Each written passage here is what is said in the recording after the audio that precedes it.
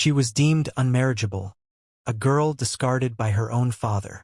In 1856 Virginia, he handed her over to the strongest slave on his plantation. What followed was years of unspeakable horror, secret survival, and a fight for freedom that would defy every rule of a cruel world. This is the darkest story you've never heard, and it will haunt you. The Unwanted Daughter. In the oppressive heat of Virginia, 1856, the sprawling Fairfax plantation rose like a silent, stoic fortress over the tobacco fields, its whitewashed walls glowing dimly under the afternoon sun. To outsiders, it appeared as a picture of Southern wealth and prestige. The winding gravel paths, the grandiose manor with columns reaching to the sky, and the orderly rows of slave quarters hidden in the shadows of ancient oak trees. But beneath its polished exterior, the plantation was a house of whispered cruelties, hushed tears, and secrets too dark for daylight. It was here, amid the stifling air thick with smoke, sweat, and the scent of unripe tobacco, that Eliza Fairfax was born. Eliza was the youngest daughter of Jonathan Fairfax, a man whose wealth rivaled that of the most prominent Virginia families. He was a figure both feared and admired in the county. A ruthless businessman, a tyrannical father, and a master whose word was law. Jonathan had built his fortune on the backs of enslaved men and women, and he carried the same mercilessness into his family life. From the very moment Eliza drew her first breath, she was marked, not for greatness, but for being a disappointment. Unlike her older sisters, whose pale skin and gentle demeanor attracted attention from suitors, Eliza was slight, her features too sharp, her eyes too wide, her presence too quiet. The whispers began early, a persistent murmur that she was unmarriageable. A girl who would bring no advantage, no alliance, no honor to the Fairfax name. Her childhood was a study in neglect. While her sisters learned the dances of society and the manners expected of ladies destined to marry, Eliza wandered the corridors of the mansion like a ghost, her presence barely acknowledged. Her father's attention was reserved for achievements, for appearances, for profit, and she brought him none. Her mother, a woman hardened by years of submission to her husband and the horrors of raising children, in a house ruled by fear, offered little comfort. She murmured soft words of pity now and then, but her lips were sealed in the face of Jonathan's towering authority. In that household, even maternal love was tempered by survival. By her 16th year, Eliza's isolation had deepened. Her beauty, if it could be called that, was unconventional, and her health was fragile. The young women of the county, delicate and rosy-cheeked, were marrying into wealth and status, while Eliza's name lingered at the bottom of the matchmaker's list. Jonathan, ever pragmatic and unyielding, saw in her uselessness a way to reinforce his control over the plantation. If she could not marry, she could still serve his interests. A cruel thought took root in his mind. If she could not bring honor through union, she would be bound through property. Given to the strongest enslaved man on his land, a man whose body was trained for labor, obedience, and intimidation. That man was Caleb, a figure of near-mythical strength among the enslaved population. He was broad-shouldered, tall, and silent, a man whose muscles rippled with the power honed by decades of back-breaking labor. His eyes, dark and wary, told stories of survival, suffering, and a humanity that refused to be extinguished despite the chains that bound him. Caleb was both feared and respected among the other slaves. They whispered of his strength and his intelligence, of his uncanny ability to endure cruelty without breaking, and of a silent moral code he lived by in a world that demanded submission. To Jonathan Fairfax, Caleb's attributes were perfect. He could control the girl, maintain order, and serve as an instrument of his authority, all without complaint. When Jonathan summoned Eliza to the main house one late afternoon, the air was thick with the smell of dust and sweat. He spoke without ceremony, his words clipped and devoid of warmth. "Eliza," he said, his voice a low rumble that echoed off the walls. "Since no man will take, you will be given to Caleb. He is strong, loyal, and obedient. This is for your own good, and for the good of the plantation." Eliza froze. Her blood ran cold. She had known whispers, rumors, the fearful glances of those around her. But hearing it aloud, the words so final and cruel, brought the reality crashing down. She tried to speak, to protest, to argue against the injustice, but the words stuck in her throat. There was no avenue of escape, no sympathy, no ally. Her mother did not intervene. Her sisters looked away, unwilling to confront their father's fury. The household seemed to hold its breath, waiting for her response. Caleb appeared shortly after, summoned to the drawing room like a shadow emerging from the depths. His presence was commanding yet restrained, a paradox of menace and control. He bowed slightly, acknowledging the command of his master. Yet his eyes lingered on Eliza with something unreadable: curiosity, sorrow, perhaps even empathy. He understood the unnaturalness of the situation, the cruel twist of fate that bound a white girl of fragile constitution to a man who had known nothing but hardship, brutality, and oppression. Eliza's first weeks under this imposed arrangement were a torment of shame, confusion, and fear. Caleb maintained a strict distance, his body a fortress of discipline. Yet he did not harm her beyond what the master's orders demanded. She was forced to perform tasks that humiliated her, chores that reminded her of her father's contempt, and labor alongside the enslaved population in the fields, where the sun scorched her skin and the whip cracked behind her. Every glance from the overseers was a reminder of her powerlessness, and every sigh from the slaves around her a testament to the world she had been thrust into. Isolation became her closest companion. At night, in the small, cramped quarters adjacent to Caleb's living space, she lay awake listening to the groans of the wind through the trees, the distant cries of other enslaved families, and the creaking of the mansion's floors as if the house itself mourned her fate. Caleb, though near, remained a figure of both safety and fear. His presence was a silent protection, yet it reminded her constantly of the chains that bound them both. The other slaves offered what comfort they could: small gestures of kindness, shared bread, whispered warnings, but they were always cautious. Intervening too openly could mean severe punishment, even death. Yet, in these hidden moments, Eliza began to understand the humanity in the enslaved, a humanity her father sought to deny and destroy. She saw courage in their resilience, dignity in their suffering, and in Caleb, a quiet strength that transcended the brutality imposed upon him. As months passed, the rhythm of plantation life took on a sinister pattern. Dawn brought relentless labor in the fields, overseers barking commands and swinging whips. Midday offered only brief respite under the oppressive sun, and evening brought chores within the mansion, polishing silverware, tending to rooms, and enduring the quiet judgment of her father. Every day reinforced the truth she had known since the fateful command. She was not a daughter in a house of love. She was property, a pawn in a game of power, a life measured by obedience and endurance. Yet in the shadows of this cruel existence, small sparks of understanding began to form.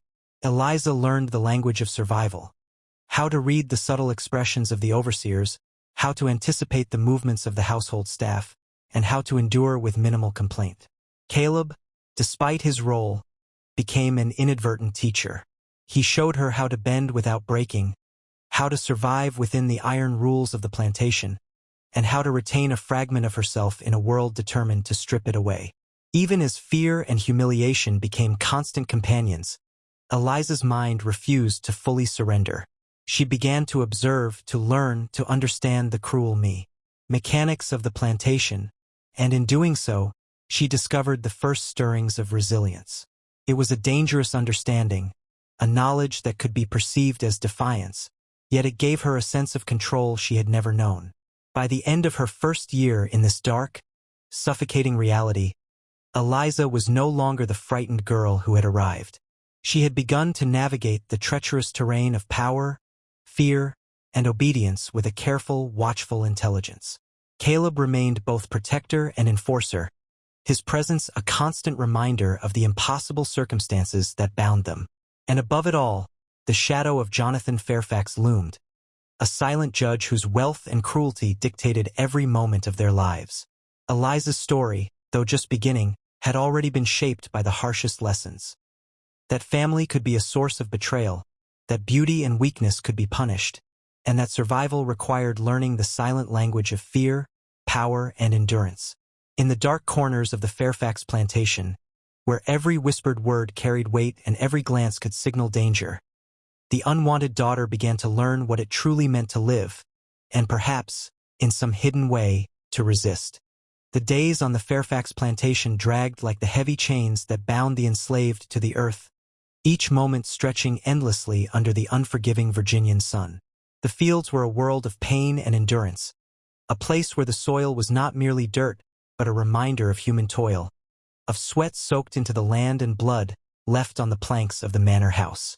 Eliza, once a child of privilege in her own imagination, now understood the terrifying scale of her father's cruelty. Her hands, unaccustomed to labor, blistered quickly, and the sound of the overseer's whip made her flinch before any strike had landed. She felt the weight of judgment in every glance from the slaves who toiled around her, curious, wary, yet compassionate in small ways that the white eyes of the household could never fathom. Caleb, her assigned guardian in this grim existence, moved through the fields like a shadow of inevitability. His muscles, taut and unyielding, carried him with an almost inhuman strength. He lifted crates of tobacco leaves that would crush lesser men, his grip unshakable even under the strain of the day's heat. Yet, within his rigid exterior, there was a complexity that Eliza could not ignore. He was both her captor and protector, bound by the laws of the plantation and the commands of a master who saw no humanity in him or his charge. Caleb's eyes, dark pools of vigilance and sorrow, followed her constantly, guiding her when needed, restraining her when danger threatened, and remaining stoically silent when words were useless or dangerous. At first, Eliza could barely endure the sight of him. She saw in him the strength of a man who had endured horrors she could not imagine, and yet she felt violated by the unnatural bond forced upon her. Her mornings began before sunrise, as the dew still clung to the tobacco leaves and the faint cries of enslaved families echoed through the fields. She was summoned for inspection, her posture scrutinized for signs of weakness or disobedience. Any misstep, no matter how minor, was met with the overseer's wrath. Caleb watched silently, his presence both shield and warning, and sometimes, in fleeting moments, his eyes revealed a glimmer of shared understanding, a recognition of the impossible situation they both endured. The house itself was no refuge. Its polished floors and grand furniture were symbols of wealth built on pain.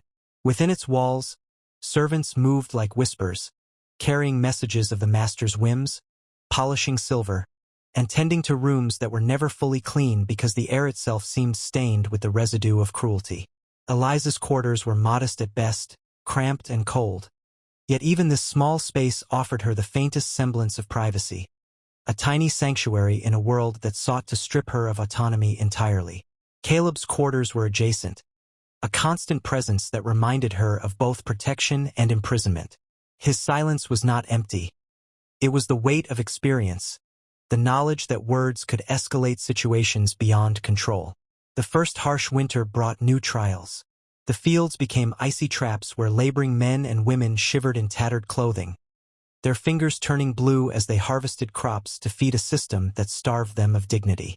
Eliza's small frame could barely endure the biting wind, yet she was expected to follow the same grueling schedule. Caleb provided what assistance he could, lending her a cloak when the overseer was not watching, guiding her through treacherous patches of mud and ice, and silently intervening when a misstep would have resulted in the lash. These acts, though small, carried enormous risk. Caleb knew the penalties for defying the master could be death or punishment not just for him but for Eliza as well. Evenings were the most suffocating. The sun dipped below the horizon, leaving shadows that seemed to stretch endlessly across the plantation. By candlelight, Eliza worked on chores within the house, polishing silver, cleaning floors, organizing linen. Tasks that reminded her constantly of her father's disdain. Jonathan Fairfax walked these halls with the arrogance of unchecked power, a man convinced that obedience and submission were the only truths that mattered. He would occasionally cast a glance at Eliza, an assessment of worthlessness rather than affection, and she would shrink under the weight of it, the sharp sting of shame pressing into her like the lash of a whip she had narrowly avoided that morning. The enslaved population, however, offered the faintest glimmers of humanity.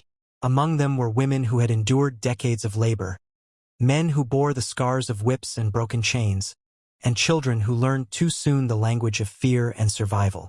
They whispered advice in the shadows, shared stolen meals, and offered quiet comfort in ways that carried immense danger.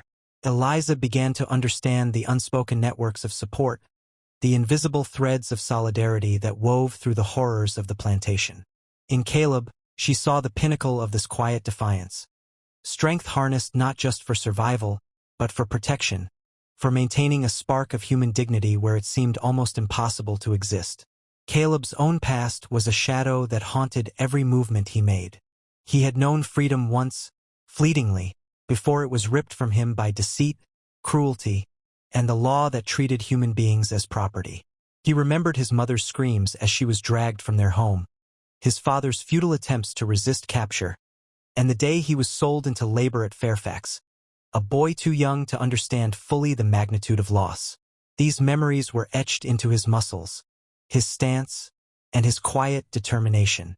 He endured the lashes, the backbreaking work, and the constant humiliation not because he had surrendered to his fate, but because he understood survival was a form of resistance in itself. Eliza, through months of observation and forced adaptation, began to learn the subtle language of survival. She watched Caleb move through danger, anticipate threats, and negotiate the small freedoms he could claim without invoking the master's wrath. In him, she saw the paradox of power and subjugation. A man who could crush with his strength yet chose restraint, who could dominate yet chose protection. Slowly, fear began to shift into a complicated form of respect, a recognition that humanity could endure even in the darkest circumstances. Yet danger remained omnipresent. Overseers were vigilant, their cruelty systematic and unrelenting. Punishments were swift and public, designed to instill terror not just in the victim but in everyone who bore witness. A misstep, a whispered word, or a shared glance could trigger violence. Eliza witnessed this daily. The whipping of a man who had stolen food, the beating of a woman who failed to meet the master's expectations, and the silent despair of children forced into labor before they could even comprehend the injustice of their lives. Each incident reinforced the precariousness of her own existence, and Caleb's presence became both shield and cautionary reminder. The psychological toll was immense. Eliza experienced isolation, shame, and a constant fear that her father's cruel decree could manifest in new horrors at any moment. Sleep was often impossible, interrupted by the creaking of the house, the distant cries of the enslaved, and the vivid recollection of every humiliation endured in daylight. Her body ached from labor, yet her mind ached more from the relentless awareness of her lack of agency. Every day was a test of endurance, and every night a trial of resilience. Amid this darkness, small moments of humanity emerged. Caleb, in rare moments of privacy, would speak to her quietly, offering advice or guidance in ways that did not violate the master's command but still conveyed care. They shared silent, understanding communicated through gestures, glances, and the briefest of words. These exchanges were fragile lifelines in a sea of oppression, small sparks that allowed both to cling to a sense of self in a world determined to erase it.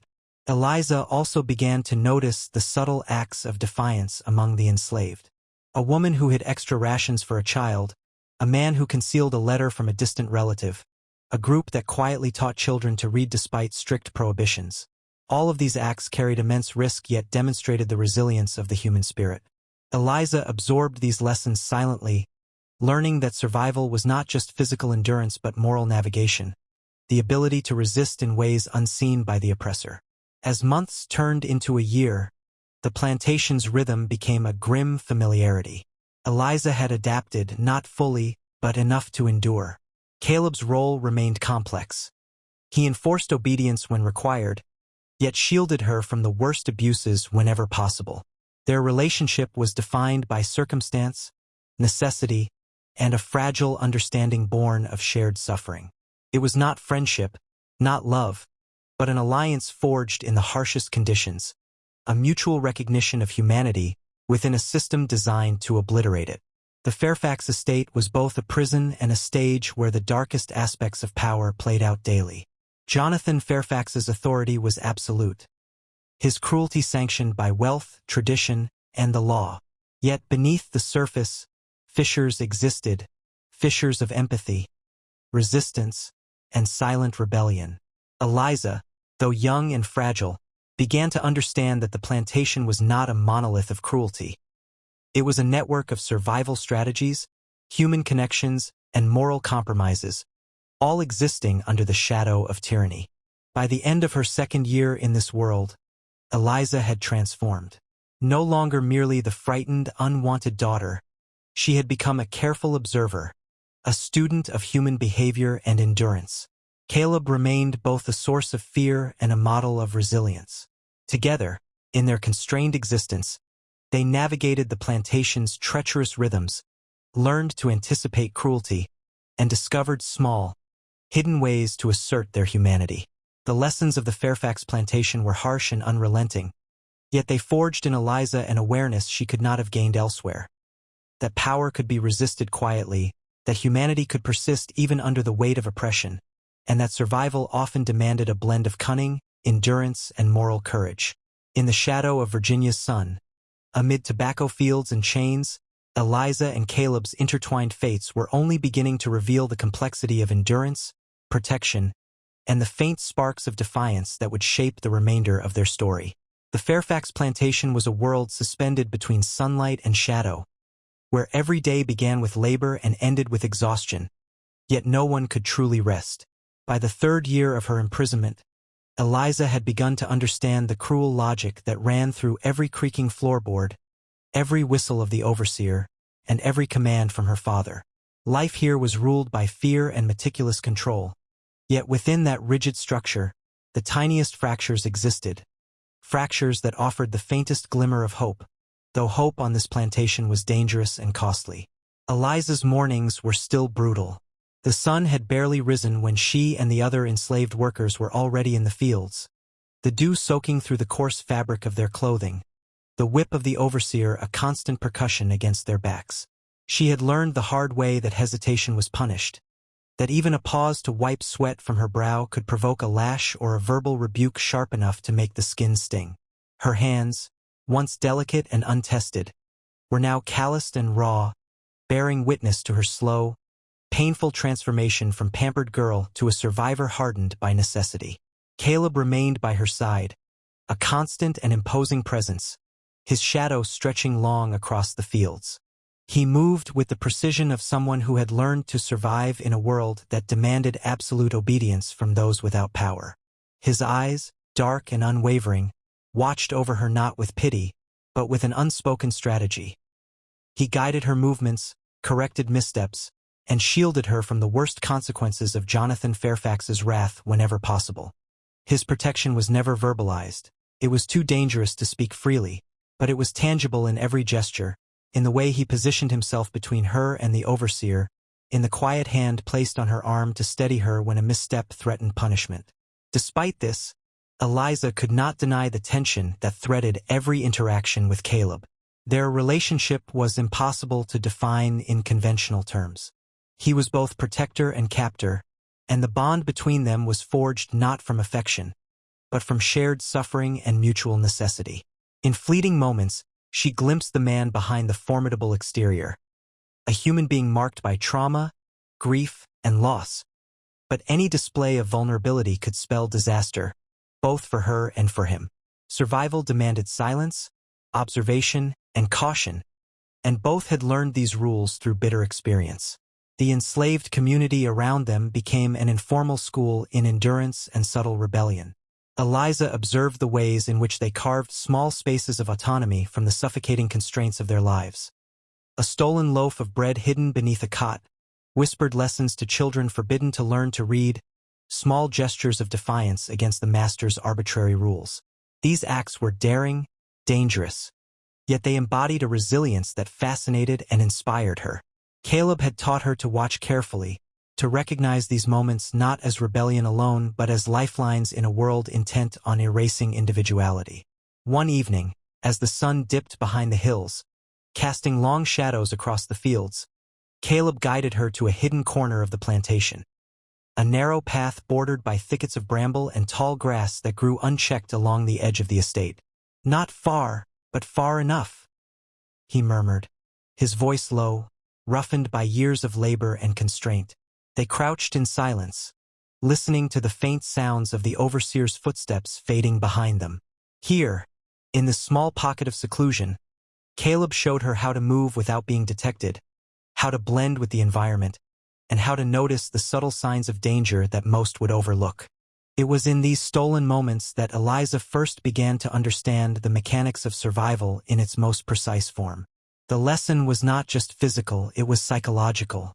She learned to predict the temperaments of the overseers, to understand the fleeting glances of her father that betrayed approval or displeasure, and to read the body language of the enslaved to gauge when it was safe to act or speak. This knowledge became a fragile shield against the constant threats that surrounded her. Caleb's teachings extended beyond physical and strategic survival. In quiet moments, he revealed fragments of his own history, carefully filtered to avoid exposure. He spoke of his childhood, stolen from freedom, of his parents' deaths, of the countless plantations that had sought to crush his spirit and his will. Through these narratives, Eliza began to perceive the depth of his resilience and the complexity of his moral code. He was a man who had endured cruelty without allowing it to define him entirely, who had learned to navigate a world of oppression with precision and discretion. The psychological weight of the plantation, however, was relentless. Eliza experienced constant humiliation and fear, her mind never free from the awareness of her powerlessness. Punishments were not always physical. They were often psychological, a tightening of control through subtle threats, isolation, or the manipulation of routine. One particularly cold winter, she was ordered to remain in the fields longer than anyone else, her small frame shivering as overseers monitored her movements with cruel satisfaction. Caleb, though powerless to challenge the master outright, provided what small relief he could, offering whispered guidance and minimal shelter from the wind when he could. In these circumstances, Eliza's understanding of morality and survival became intertwined. She learned that ethical choices were never absolute. They were constrained by risk, opportunity, and the overarching demand for compliance. The enslaved around her had mastered this calculus over decades, and she began to internalize their strategies. She realized that endurance was itself a form of defiance, that survival could be a quiet rebellion in a system designed to obliterate individuality. The plantation also held darker secrets, hidden beneath the surface of daily labor and obedience. Late one night, Eliza overheard a conversation between Caleb and another trusted enslaved man, discussing routes beyond the estate, rumors of abolitionist networks, and fleeting glimpses of freedom. These discussions were rare, dangerous, and often cryptic, but they planted seeds in Eliza's mind. Escape was possible, perhaps, though it would require immense courage, cunning, and the ability to navigate a network of allies whose existence was always tenuous. Despite the harshness of her reality, moments of subtle defiance began to emerge. She learned to reclaim small portions of autonomy, a discreet rearrangement of her quarters, a silent acknowledgement of Caleb's guidance, or a shared glance with another enslaved woman that communicated understanding without words. These acts, though minor, carried enormous weight in a system where every gesture was scrutinized and punished. Each successful assertion of agency strengthened her resolve and reinforced the bonds forming between her and Caleb, bonds rooted in survival rather than affection, yet potent in their own way. The social hierarchy of the plantation was a web of power, fear, and manipulation. Jonathan Fairfax wielded authority not merely through wealth but through the psychological control he exerted over both the enslaved and his family. His presence was suffocating, his gaze capable of cutting through pretense and exposing weakness. Eliza learned to navigate this hierarchy carefully, observing the interactions between master and overseer, the subtle cues exchanged among the enslaved, and the ways in which power could be asserted or negotiated in ways that preserved a glimmer of humanity. Caleb, for his part, remained a constant enigma. He embodied both the raw power of survival and the intricate navigation of a morally compromised world. His relationship with Eliza was defined by necessity, shared hardship, and a quiet recognition of each other's humanity. Yet, this bond was never safe from the scrutiny of the master or the societal norms that bound them both. Any misstep could result in severe punishment, and both understood that the line between protector and oppressor was dangerously thin. The seasons changed, bringing both new challenges and subtle lessons. Spring thaw revealed hidden paths in the fields and forests. Summer's heat tested physical endurance, and the autumn harvest demanded precision and stamina under constant oversight. Through it all, Caleb guided Eliza, teaching her to endure, to observe, and to act when opportunity allowed. Each lesson was a delicate balance of survival, morality, and defiance, a curriculum forged in the crucible of oppression. Within this oppressive environment, Eliza also began to perceive the nuances of human relationships among the enslaved. Some formed alliances based on shared survival strategies. Others maintained strict isolation to avoid exposure. Trust was both rare and valuable, a currency more precious than food or clothing. Caleb exemplified this balance, selectively revealing fragments of his knowledge and strategy to those he deemed trustworthy, while maintaining strict discipline and discretion to ensure that no one, including Eliza, inadvertently triggered catastrophe. Eliza's own identity evolved under these pressures. The pampered, fragile girl who had arrived at the plantation was gone, replaced by a young woman attuned to the rhythms of fear, obedience, and subtle defiance.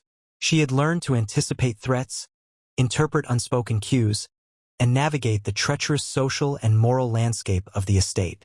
Her mind had sharpened in response to the constant necessity of vigilance, and her understanding of morality had become a nuanced calculus of risk, opportunity, and survival. As winter deepened, the plantation's oppressive atmosphere intensified. Nights were long, bitterly cold, and filled with the distant cries of those enduring punishment.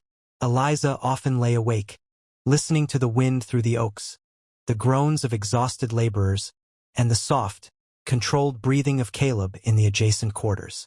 These sounds were constant reminders of the fragility of life on the estate, the omnipresence of cruelty, and the tenuous nature of the bonds they had forged in the shadow of oppression. Amid this darkness, glimmers of strategy and hope emerged. Caleb, aware of the risks, began to teach Eliza more subtle methods of endurance, including how to conceal minor acts of resistance, communicate silently with allies, and maintain her humanity in ways that did not provoke the master's wrath. These lessons were painstaking, fraught with danger, and required complete attentiveness. They were also transformative, providing Eliza with the tools to navigate an existence that had once seemed utterly hopeless. By the end of this third year, Eliza had achieved a precarious balance between survival and agency. She had internalized the harsh lessons of the Fairfax plantation, learned to navigate the terrifying hierarchy imposed by her father, and developed a nuanced understanding of the enslaved community's subtle strategies of resistance. Caleb remained both protector and enforcer, a complex figure whose strength and moral awareness allowed them both to endure, albeit within strict constraints. The Fairfax plantation had become a kingdom of shadows. Each morning, the sun rose over acres of tobacco and corn, painting the fields golden while revealing the fatigue and desperation etched into every figure forced to work them. Eliza, now 3 years older, had changed in ways she herself scarcely recognized. The girl who had once flinched at the whip, who trembled under the master's glare, had grown into a young woman tempered by fear, sharpened by observation, and cautiously brave. Every step she took through the fields was calculated, every glance measured, and every word considered.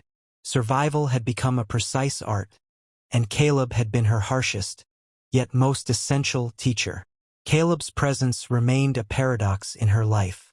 He was enormous, a figure of raw power shaped by decades of forced labor, yet his restraint, his careful interventions, and his rare glances of understanding rendered him both terrifying and protective. In the early years of their association, she had despised him, resented him for being both her guardian and her captor. Yet over time, she began to comprehend the precarious tightrope he walked, the balance between obedience to the master and protection of her fragile humanity. He did not speak much, for words were dangerous. Instead, he communicated through presence, gestures, and the occasional whisper when safety allowed. Each lesson he imparted was a secret education in survival, patience, and the subtle rebellions that could preserve one's soul in a world bent on destruction. By the 4th year of her captivity, Eliza had become acutely aware of the subtle currents of resistance running through the enslaved population. These currents were whispered rumors, furtive actions, and coded gestures that could save a life or invite destruction.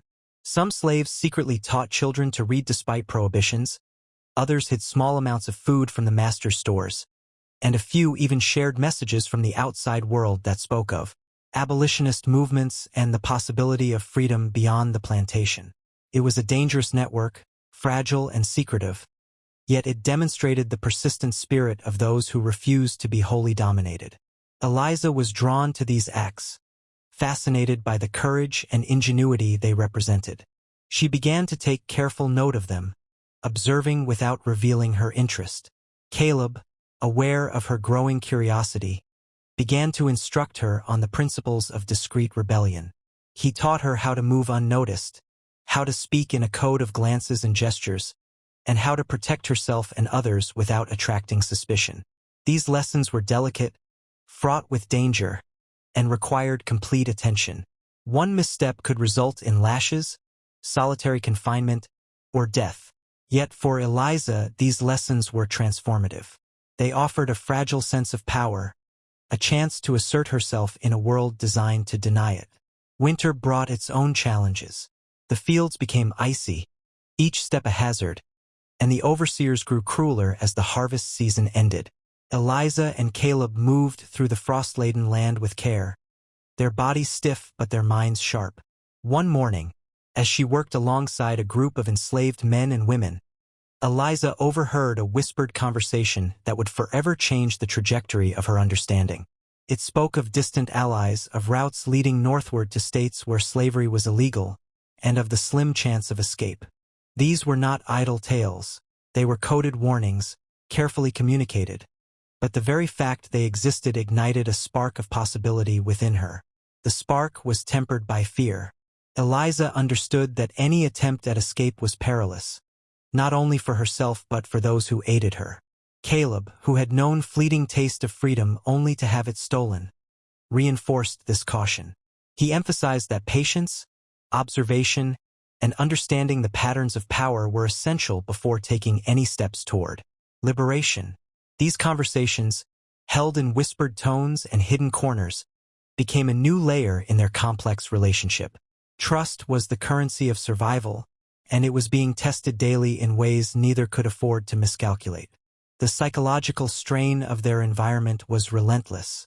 Nights were spent in quarters that offered minimal warmth, illuminated only by flickering candles whose light barely penetrated the shadows. The cries of the enslaved in distant quarters, the groaning of timber in the wind, and the occasional bark of an overseer's command kept sleep fragmented and uneasy. Eliza often lay awake, listening to Caleb's steady breathing in the adjacent room, understanding that their lives were entwined in a delicate balance of survival and obedience. She could not allow herself to forget that even a momentary lapse, an inappropriate glance, a whispered conversation overheard, or a gesture misinterpreted, could unravel their fragile equilibrium. As the seasons shifted into spring, subtle forms of rebellion began to emerge more boldly. A small group of enslaved men had begun to dig a concealed pathway along the edge of the property, a tunnel of sorts intended for smuggling messages and supplies, and potentially as an escape route. Caleb, ever cautious, involved Eliza only in observation, teaching her how to recognize signs of danger, how to conceal knowledge, and how to maintain composure when questioned. Her role was silent, yet pivotal. She learned to record patterns in the overseer's routines, to memorize guard shifts, and to understand the weaknesses in the plantation's rigid structure. These lessons extended into moral complexity. Eliza began to grapple with the realization that survival and rebellion were not separate. Each act of endurance was simultaneously a form of resistance, each observation a step toward undermining the control imposed by Jonathan Fairfax. Caleb's philosophy became increasingly clear. Resistance was necessary, but it had to be calculated, quiet, and almost invisible. They could not challenge the master openly. Instead, they had to weave their defiance into the fabric of daily life, invisible to those whose authority seemed absolute. One particularly tense afternoon, an incident occurred that illustrated the razor-thin line between survival and catastrophe. An enslaved boy, no older than 14, had been caught stealing a small loaf of bread from the kitchen. The overseer's whip cracked against his back repeatedly, the sound echoing across the fields, a warning to all who dared to defy. Eliza, hiding behind a row of tobacco, felt the boy's pain reverberate through her body. Caleb, standing nearby, offered no words, only a glance that conveyed both condemnation and sorrow. He later explained, in a hushed tone, the necessity of understanding risk. The boy's impulsive action had endangered everyone, yet restraint and calculated defiance could protect both self and others. The lesson was harsh, yet it was indispensable for Eliza's growing understanding of the plantation's cruel logic. The psychological interplay between Eliza and Caleb deepened as they navigated these dangers. Caleb's silence was not emptiness. It was strategy, a shield against the master's wrath and a method of teaching her endurance without exposing them to additional scrutiny. In turn, Eliza learned to read his expressions, subtle shifts in posture, and rare words of guidance. They communicated in a language of necessity. The 5th year on the Fairfax plantation began under the same oppressive sun and the same ceaseless rhythm of labor, yet something had shifted within Eliza. The girl who had once trembled under the weight of her father's disdain was now a young woman shaped by suffering, observation, and the subtle education Caleb had provided. Her awareness of the world, of human behavior, and of survival strategies had sharpened into a weapon as precise and silent as any. Every glance, every whispered movement, every act of endurance carried intention. She was no longer merely surviving. She was preparing. The network of secret resistance among the enslaved had grown, though it remained invisible to Jonathan Fairfax and his overseers. Paths had been mapped, messages discreetly conveyed, and supplies hidden along edges of the property. Rumors of abolitionist sympathizers reached their ears through travelers, whispered letters, and stolen conversations. Each fragment of knowledge was a tool, a possibility for escape, and a faint but vital light in the darkness of oppression. Caleb, whose wisdom and reputation commanded respect, became the anchor of these clandestine operations. He taught Eliza to observe the subtle shifts in the overseer's routines, to predict when and where danger might arise, and to seize opportunity without exposing themselves. Despite this growing sense of purpose, danger remained omnipresent. The overseers were relentless, their brutality both expected and terrifying. Any misstep could trigger immediate and violent punishment. One morning, Eliza narrowly avoided a lash when she misjudged the timing of the overseer's inspection. Caleb, silently observing, guided her away from the immediate risk, but the incident underscored the fragility of their position. It was a constant reminder. Freedom was a possibility, yes, but every move toward it had to be carefully calculated. Indispensable. He whispered warnings and instructions, correcting missteps with silent gestures. Eliza moved with careful attention, every muscle trained to anticipate danger, every sense alert to the smallest anomaly. The physical strain was immense, but the mental discipline demanded by fear and vigilance was far greater. At one point, a sudden noise, a snapping branch, threatened to expose them. They froze, hearts pounding, breaths held, as shadows moved in the distance. Caleb's presence was a shield, both physical and psychological. He guided Eliza into deeper cover, their bodies pressed close in a brief, silent collaboration of survival. The minutes stretched interminably until the threat passed. Each such encounter reinforced the lessons Caleb had instilled over years. Observation, patience, and subtlety were as vital as strength and courage. Dawn approached, the first hints of light revealing the landscape they had traversed under darkness. Exhausted, soaked in sweat, and trembling from both fear and cold, Eliza and Caleb paused at a concealed clearing. For a moment, the enormity of what they were attempting struck her fully. Freedom was no longer a distant dream. It was a tangible possibility, yet it was fraught with danger at every step. The culmination of years of oppression, preparation, and risk balanced precariously on the fragile thread of their escape. The final stage of the plan required crossing a river that marked the border of sympathetic territory.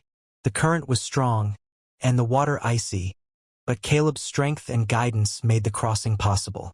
Eliza struggled against the cold and exhaustion, but she had been forged in the fires of the plantation's cruelty. Each movement was deliberate, precise, and informed by the cumulative lessons of years spent under observation, fear, and discipline. Finally, they reached the far bank, soaked, shivering, yet momentarily elated. The river was not freedom, but it was a threshold, a tangible step toward it. In the days that followed, their journey continued through forests and abandoned paths, guided by hidden markers, secret allies, and whispered instructions. Eliza's understanding of survival, observation, and discretion was continually tested. Caleb remained a constant presence, silently correcting errors, navigating danger, and ensuring that each step brought them closer to freedom without alerting pursuers. The psychological strain was immense. Every shadow, every distant sound, every encounter with strangers carried the potential for disaster. Despite the terror, a profound transformation had occurred within Eliza. The girl who had once been dismissed, unwanted, and powerless had become a participant in her own fate. She moved with purpose, interpreted threats with acuity, and understood the delicate balance of trust, discretion, and courage that defines survival in the most extreme circumstances. Her bond with Caleb, forged through shared suffering, instruction, and reliance, had evolved into a partnership rooted in mutual respect, survival, and unspoken understanding.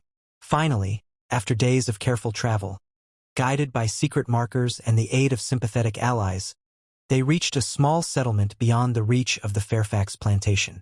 Here, among those who understood the cost of oppression and the value of freedom, they found temporary refuge. Exhausted, battered, and emotionally drained, they could finally breathe without the immediate threat of capture.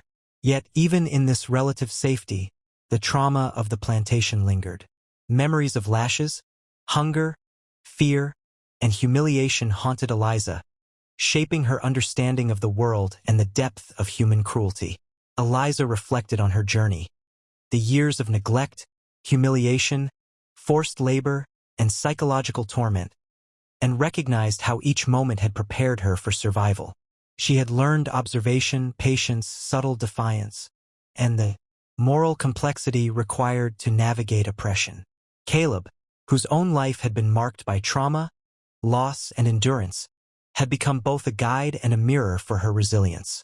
Their experiences had forged an unbreakable bond, rooted not in romance, but in shared struggle, trust, and survival. The Fairfax plantation, though left behind physically, continued to exist in memory and psychological imprint. Jonathan Fairfax's tyranny, the constant threat of violence, and the oppressive social hierarchy had shaped them irrevocably. Yet from that darkness had emerged clarity, strength, and the capacity for strategic, cautious rebellion. Freedom was no longer an abstract concept. It was a tangible, hard-won reality that required constant vigilance, courage, and ingenuity to preserve. In the aftermath of their escape, Eliza and Caleb began to navigate the complex social and political landscape of a world still rife with injustice. They connected with abolitionist networks, found temporary shelter, and began the slow, careful process of reclaiming autonomy. The trauma of the plantation remained, but it was tempered by the knowledge that survival, resistance, and strategic defiance had yielded the ultimate prize: agency over their own lives. Their story, dark and harrowing, was a testament to the human capacity for endurance, resilience, and moral courage in the face of unrelenting oppression. Eliza, once unwanted and dismissed, had become a symbol of the power of observation, learning, and survival under tyranny. Caleb, whose strength and discretion had protected her and guided their escape, embodied the moral complexity of resistance within extreme circumstances. Together, they emerged from the shadows of the Fairfax plantation into a world fraught with danger but brimming with possibility. The lessons of the plantation remained. Power could be resisted quietly, survival required observation and strategic action, and the bonds forged under oppression could form the foundation for enduring resilience. Eliza's journey from an unwanted daughter to a young woman capable of navigating terror, planning escape, and asserting agency over her life was complete. Yet the memory of those years, the cruelty, the fear, the subtle rebellions, and the shared endurance with Caleb, would remain etched in her mind forever. In the quiet moments after their escape, Eliza reflected on the paradox of her existence. Though she had been enslaved, humiliated, and marginalized, she had learned the tools of endurance, moral calculation, and survival that transformed her from a passive victim into a participant in her own fate. Caleb, whose life had been marked by cruelty, discipline, and careful calculation, had not only protected her but taught her the principles that made their survival and eventual escape possible. Their shared experiences were a testament to the complexity of human relationships under oppression, the resilience of the human spirit, and the moral and strategic lessons necessary to endure a world defined by cruelty and fear.